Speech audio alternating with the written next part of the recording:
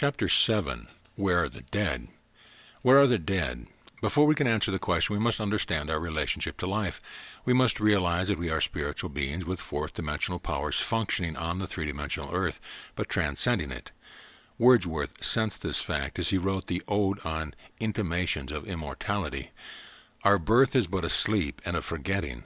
The soul that rises with us, our life's star, hath had elsewhere its setting, and cometh from afar.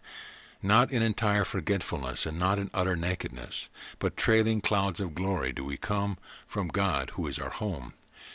The next world is not situated on some distant planet, but is actually all around us in the very air that we breathe. Your loved one, whom you call dead, is carrying on his life right where you are now, but he is existing in his new body. You do not see him because he is now functioning in a body of vibration too high for your mortal eye to register. You do not collide with him for the same reason that one radio program does not interfere with another.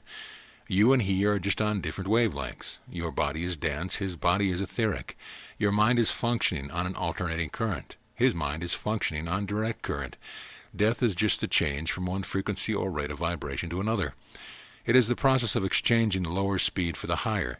It makes no change in the real man at all. In fact, we still be the same 1 minute after death as we were 1 minute before death, except for appearance, and the difference is no more significant than the exchange of a winter suit for a summer one. The effect of a change in frequency vibration, which is exactly what the transition from the mortal body to the spiritual body is, was brought about beautifully in Stuart Edward White's analysis of the movement of an electric fan. Take the electric fan, a fan of 2 speeds. The low speed will label 50 and the high speed 100. We set the fan revolving at 50. It will go right on revolving at 50 indefinitely, though its overall frequency is 100. In other words, without disturbing the potential of 100, we have arrested the fan's motion at 50. Now, forgetting about 100 being a potential, we push the control lever into high. With the fan going twice as fast as before, we note a curious effect. Whereas at 50 we could see the blades clearly, now we don't see them at all. We look right through them at the wall behind. Jesus said, "We see as through a glass darkly." At another time he said, "If any man hath eyes to see, let him see." The truth of the matter is that we see only that which is our own level or frequency.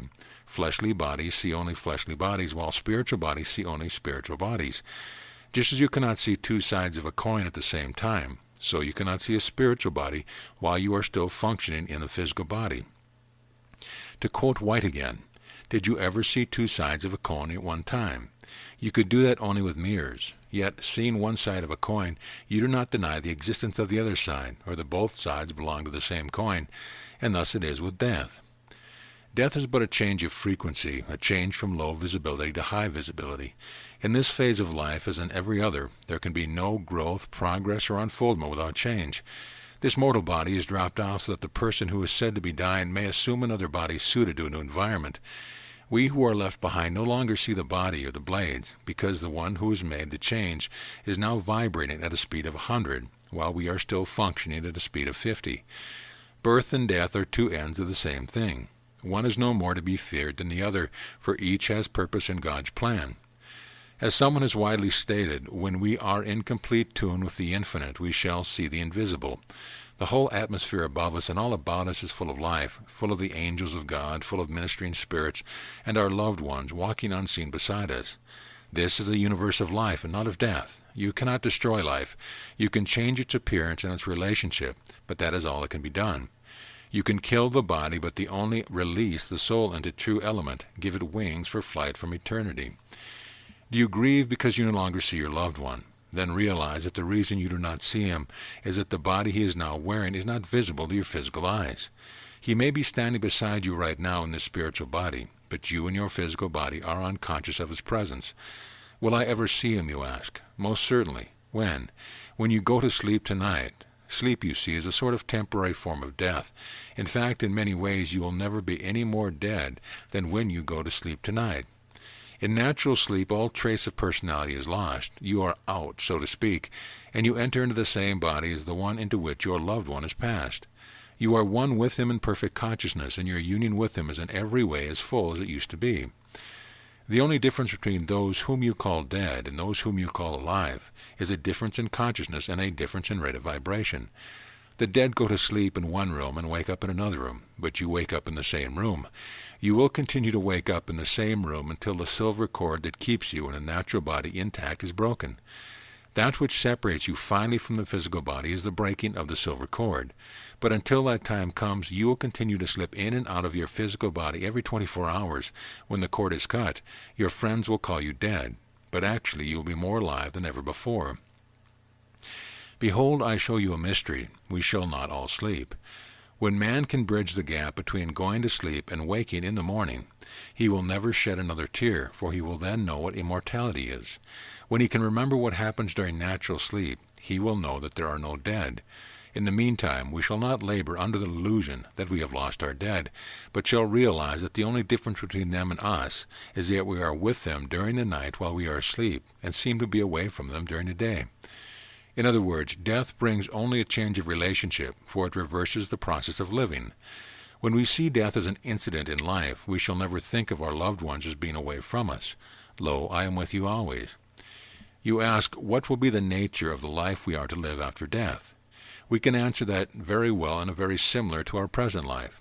Eternal life is a present possession. It is the Christ life within us. The perfect will remain, and the imperfect, the ungodlike, will pass away. It will be a spiritual life, as we shall abide in the home of the soul. We shall not be less human, but more really and ideally such. 3 things we shall take with us from this life into the next: our thoughts, our feelings, our wills. What the character of that life shall be depends very largely upon what the character of our present life is. Where are the dead? In the Father's house, consciousness. We and the dead dwell in different rooms, in different states of consciousness. Morrison said, it is all one house, it is all the Father's home, and we and the dead but dwell in different rooms. Not into any farther country do we travel. It is only a passing from one room to another, a step through the veil into a brighter chamber. You would not weep if you could see things as they really are. Jesus said, I am come that your joy may be full. You look after a loved one with tear-dimmed eyes, but if you could follow that one into the glory of the temple not made with hands, eternal in the heavens, you would rejoice. If you could see the things you think are causes for sorrow as God sees them, they would appear to be blessings. Someone has well said, if Mary had found the body of Jesus in the tomb as she expected to do, it would have been a cause for grief. The empty tomb at which she grieved was the reason for the world's hope. Mary did not recognize Jesus. How needless her sorrow was. We often speak of our loved ones as though they were swept out of existence. It is difficult in our hour of grief to conceive that they have simply changed their relationship to us. We say of the sun at evening, it is gone. Gone where? It has simply faded from our vision to shed its light on some other part of the globe. Our loved ones have simply gone to function in another state of consciousness and in another body, and to shine in another realm. Where is this other realm? Right where we are. In my Father's house are many mansions. What tremendous power is expressed in these words! What radiant hope! In an old and treasured sermon of an unknown source, the author asks and answers this question. If energy can be transformed but cannot be destroyed, then why should life, which is a form of energy, end at the change called death? If ether, so fine in texture as to be invisible, yet a substance, fills space and without break or puncture interpenetrates matter, then is it not conceivable that the soul after death inhabits a spiritual body and substance akin to ether, and exists in a spiritual realm that interpenetrates our world? The words of Jesus, in my Father's house are many mansions, are descriptive of a spiritual realm no more mysterious than is life in our material world. The two worlds may not be far apart. Sugar dissolved in water is invisible, yet it is there. Likewise, the spiritual interpenetrates the material. Heaven is here all around us, and it will be to us here and hereafter just exactly what we are to it. Your dead are near to you. Rest assured that the two planes of activity on which the living and the so-called dead function may be superimposed as readily within our comprehension. Surely, when we live our lives surrounded by the mysteries of creation, when we depend upon natural laws for our movements and our sustenance, the acceptance of the knowledge of the continuity of life should not be difficult. Verse, Journey's End. The spirit shall return to God who gave it. We go from God to God, then though the way be long, we shall return to heaven, our home at even song. We go from God to God, so let the space between be filled with beauty, conquering things base and mean. We go from God to God, lo, what transcendent bliss! To know the journey's end will hold such joy as this. Evelyn Healy.